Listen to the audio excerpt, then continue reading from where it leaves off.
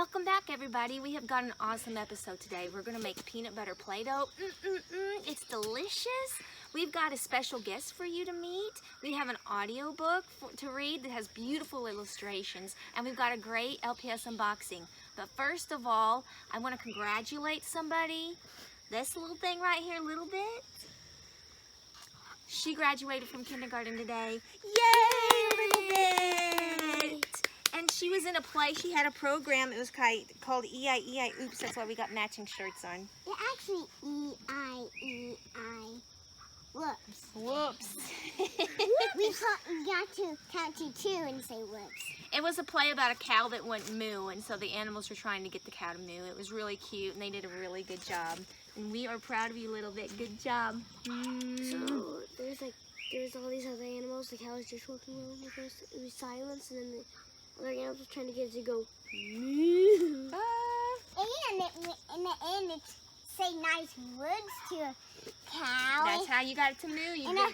They said that she had pretty big brown eyes, and they liked the way she chewed her cud. It was silly. Yeah. All right, guys, we're going to get to the peanut butter Play-Doh. Thanks for stopping by again. Let's go. Before we get started with the peanut butter Play-Doh, I wanted to show you something that I got that's special in here. Come here. Come look. Are you zooming it? Okay. Look in here. We have got ripe strawberries, and they're fresh strawberries. They're so much better than what you get at the store. I'm going to pick them.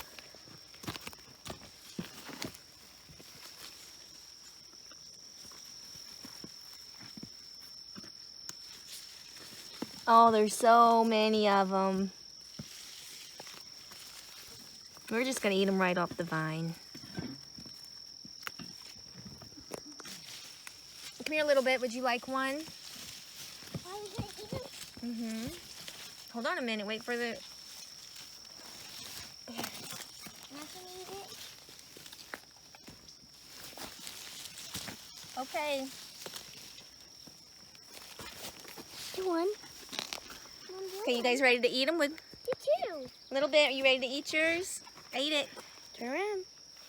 Mmm. Is it good? That's the best strawberry. Would you guys like one? It's delicious. Here you go. It's story time. It's story time? It's story time. Oh, it's story time? It's story time. All right.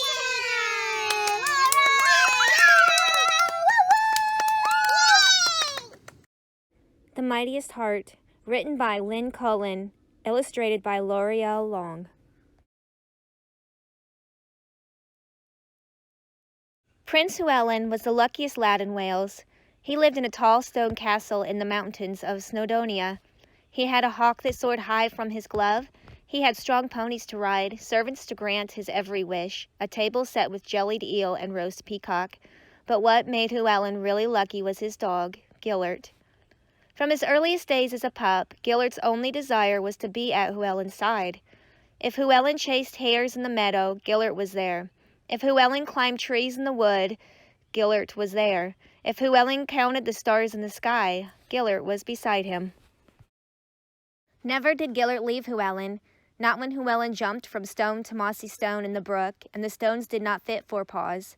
Not when Llewellyn raced across meadows dotted with sheep and through fields being turned, and Gillert did not know how to hide from the shepherds and ploughmen. Not when Llewellyn dashed across the drawbridge as it closed, and Gillert was 2 steps behind, and especially not when shadows crept from the woods, nor when wolves howled from the hilltop.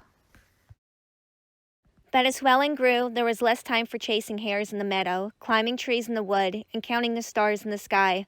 Befitting a prince who had become a leader of men, Llewellyn learned the art of war. He practiced how to strike with his sword and aim his lance, and he mastered riding a charging war horse. Whole days would go by with nothing except a hurried pat to Gillert's head from Llewellyn, but that was enough for Gillert.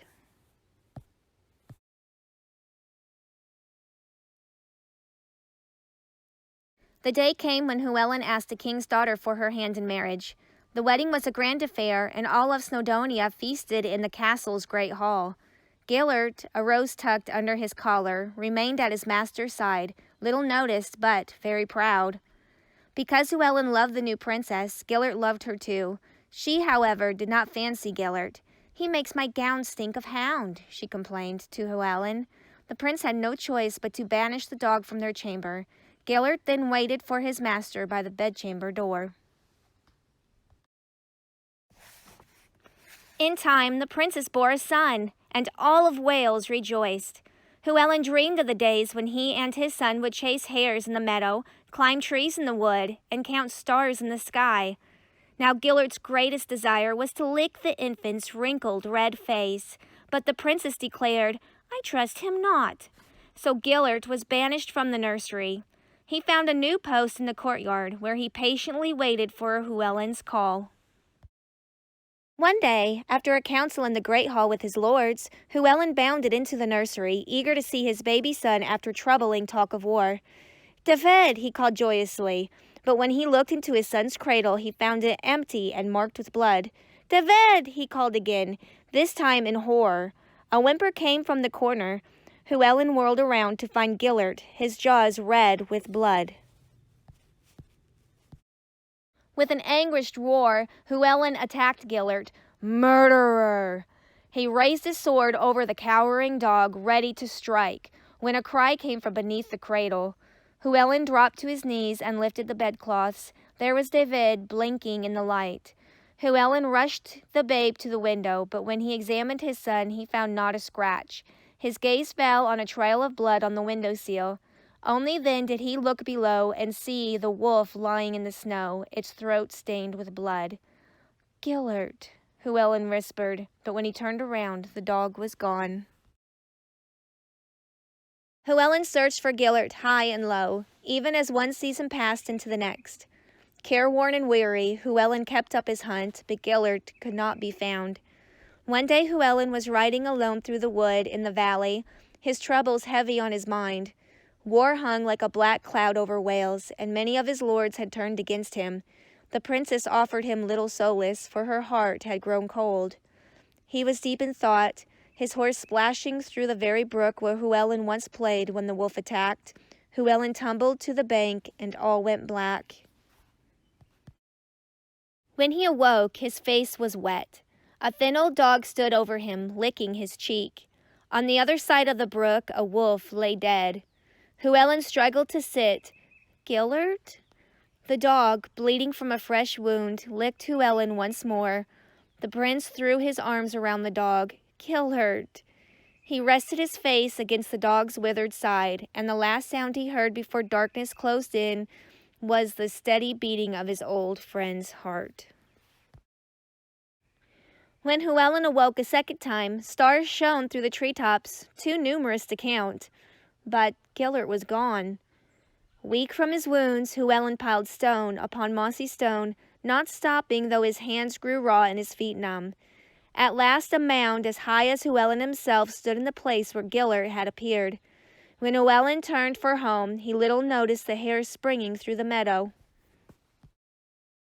Seasons passed, and though war savaged Llewellyn's land, plowmen still turned the fields and shepherds tended their sheep. Then one day young David dashed into the great hall where his father sat staring into the fire. "Father, look, can I have him?" Llewellyn bolted upright as if an arrow had pierced his heart. The pup was the very image of Gellert. "Can I keep him, sir?" David begged. "I found him in the wood." "Which wood?" "The wood in the valley, sir, by the brook, by that pile of stones. He was alone." Shyly the pup licked Llewellyn's hand. Llewellyn fought to control his pounding heart. At last he said, "You may keep him on one condition." "Yes, sir, anything." "That you never let him go." David laughed. "Let him go? Why would I?" A log broke in the fire, crashing with a swirl of sparks. The pup squirmed in David's arms. "Go, son," said Llewellyn, "and treat him well. Mind you this, the mightiest heart can come in the humblest vessel." "Of course, sir," said the boy, looking puzzled. Then he buried his nose in the pup's soft fur and brightened. "Now I shall be the luckiest lad in Wales." Llewellyn, staring into the sizzling fire, whispered back, "That you shall be, my son, that you shall be." Author's note: there truly is a Snowdonia. It's a place in Wales of tree-covered mountains where dogs herd sheep across sloping meadows, gray stone houses huddle against the hillsides and brooks, dark with mossy stones, wind their way through the shadows of valleys. If fairies exist, they live here. There truly was a Prince Llewellyn. He lived from the late 12th century to the mid-13th century and led the Welsh people in a move for independence from England. He truly did marry the daughter of a King John of England. However, this did not stop him from fighting the king for freedom, and Llewellyn did indeed pay dearly for his years of battle. Weary of war and broken-hearted after the discovery of his wife's unfaithfulness, he became a monk, living out his last 2 years in silence. In the mountains of Snowdonia, there is an actual grave marking the resting place of Prince Llewellyn's loyal wolfhound, Gillert. Gillert's grave can be found to this day near the town named after him, Begillert. But is the story of Gillert true? In Wales, truth can be like the mountains, silent and unmovable, or it can be like the brooks that trickle through the mountains, ever sparkling, ever changing, ever slipping into time. As I told you, we were going to have a special guest, and here she is. This is my faithful canine, Penny. Just like you guys read about in the audiobook. Does your family have a faithful canine that you guys love too? If you do, I would love to hear about them. Comment below and tell us about them. She's going to join us. I don't know how long she'll actually stay. She thinks it's weird that we're holding her back and won't let her go do what she wants. That's why she's got a weird look on her face. Okay, Penny, you're free. You can join us or you can wave. Bye! Okay. Our set of LPSs come from, I bought them off of Mercari from Let's Make a Deal, and she wanted me to tell you guys that she puts new stuff up every week. So come and go look at her closet often to see what she's...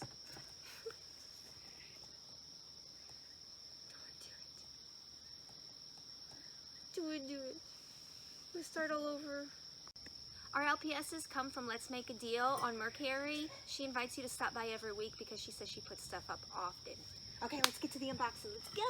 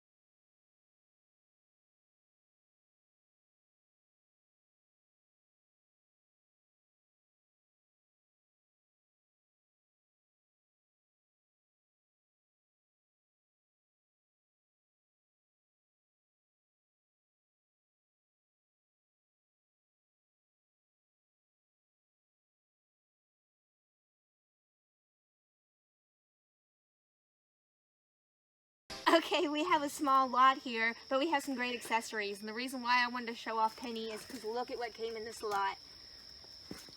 Look at that.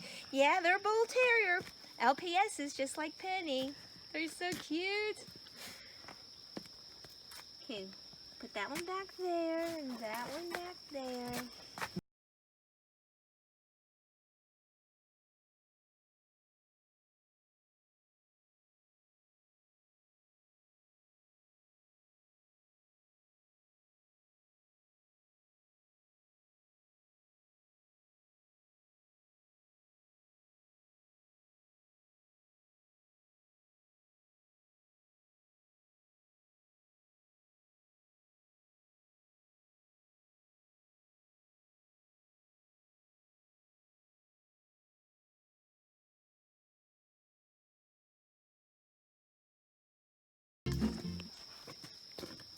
Oh, hey, do you guys know, does any of like this and this go together somehow?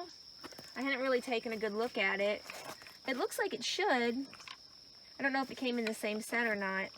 And also, can you guys see this one here? Is that an LPS? I can't tell if it's a baby. It's got the thing at the bottom, but I can't tell. So maybe you guys know. I bet you do.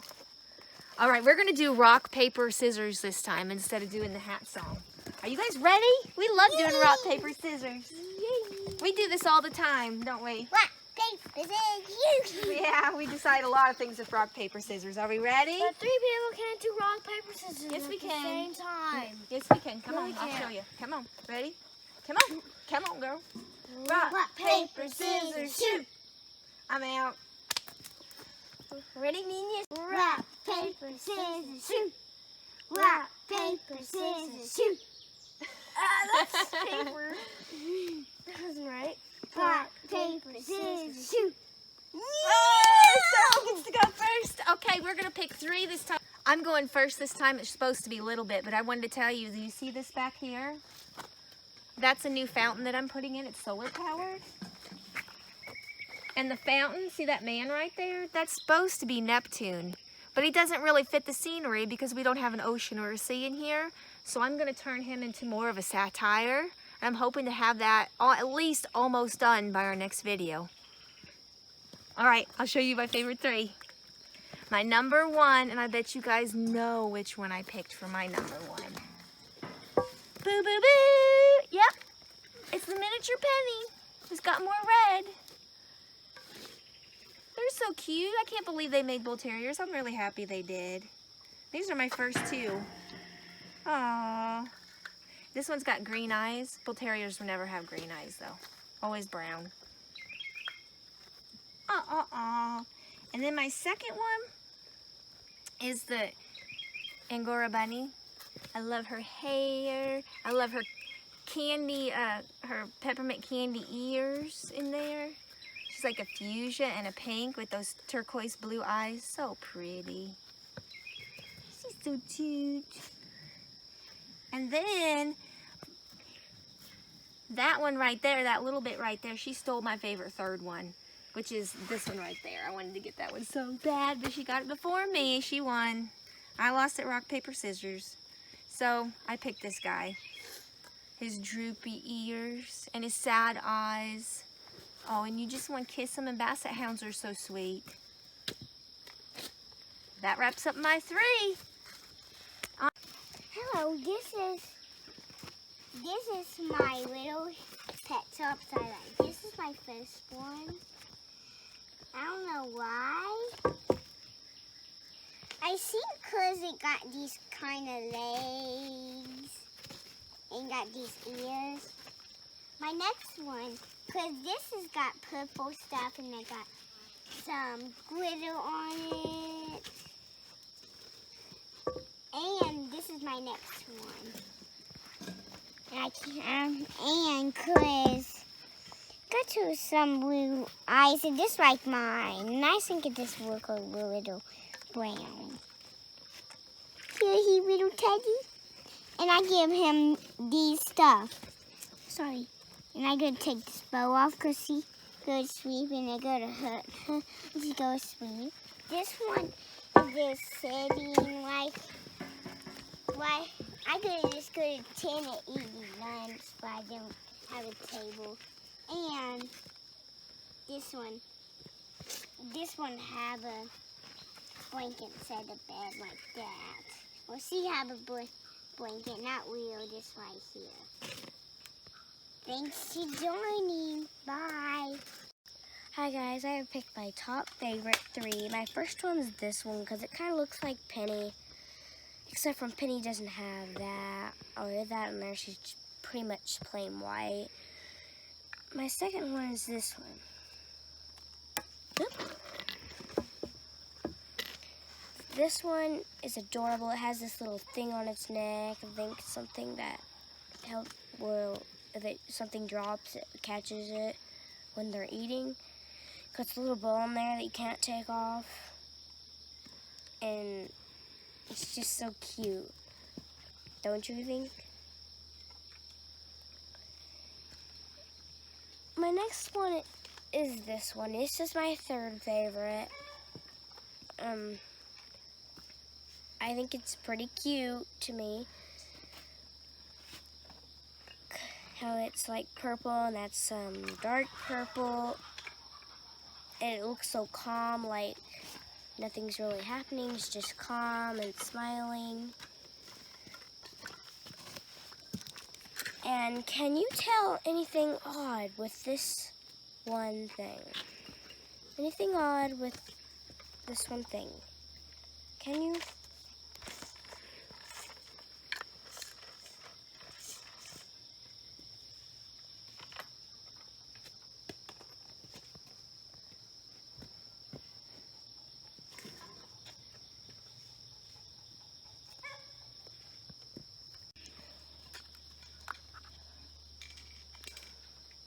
This is the odd thing. I never noticed it when I first saw it, but then I all of a sudden found these lines over here, and then over here I'm like, can that top open? So I did that, and I figured out that the top could open. I'm pretty sure a price is supposed to go in there for the first. And yeah, that's my top 3 favorite and one accessory. Thank you for watching my part and watching me show my 3 top favorite. Now on to the peanut butter Play-Doh. This stuff is really yummy if you've never eaten it before. The things you're gonna need are, first of all, peanut butter, and then evaporated milk, honey, powdered sugar, and you don't have to have milk chocolate chips, but I thought it would be fun and tasty to add them. Now, I forgot to write down the recipe and the house is kind of far away, so we're gonna do this step by step. And I'm gonna put the recipe down below so you guys can write it down and do it at home. Are you ready? It's super easy. Let's get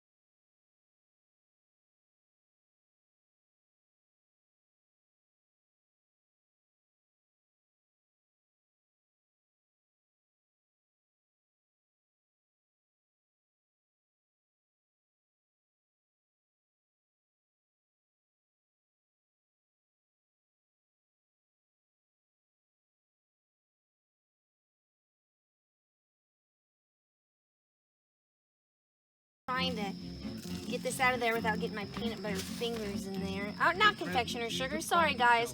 4 cups of powdered milk. This is what will make the peanut butter Play-Doh, not so sticky.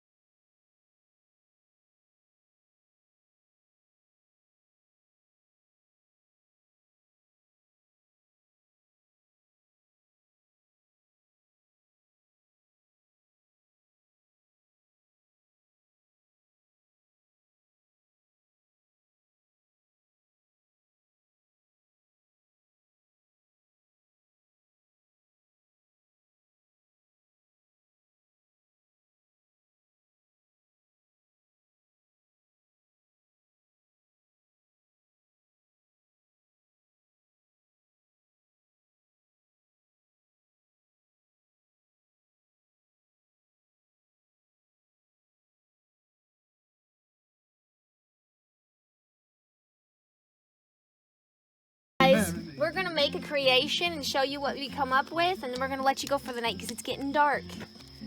All right, here we go. When the snakes come out. What am I gonna make? I'm gonna make this. A smile face.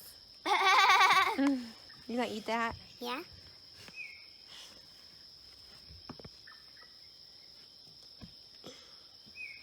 I don't think mine's gonna turn out as I wanted it to.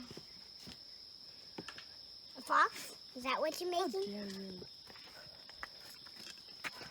Are we ready? Nope. Almost. I just, ouch, need some chocolate chips. I'll be okay for now. Can somebody give me some chocolate chips? Oh, no, Hey, I got some. Oh, beautiful.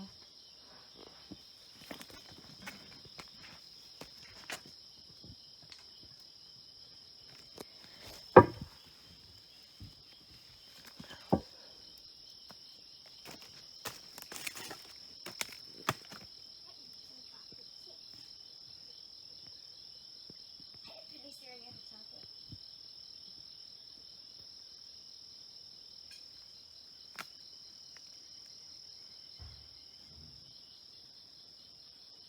Okay, hurry up. Let's start. We need to go in. Almost done. Ready? So let's see how the chocolate chips. I got your gingerbread head. Well, take a bite. Tell them if it's good. Is it good? It's tasty? Oh, what you got, critters? I got a fox. A fox. My favorite animal. Are you gonna eat his head or his tail? What'd you eat?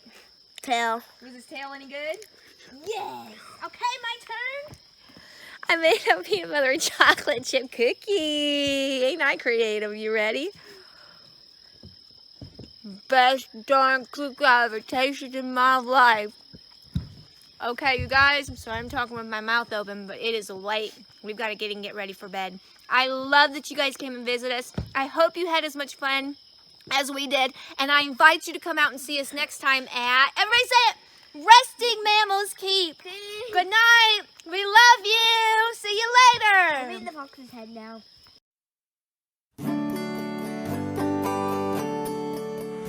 Oh, the summertime is coming, and the trees are sweetly blooming, and the wild mountain thyme grows around the blooming heather. Will you go, lassie, go? And we'll all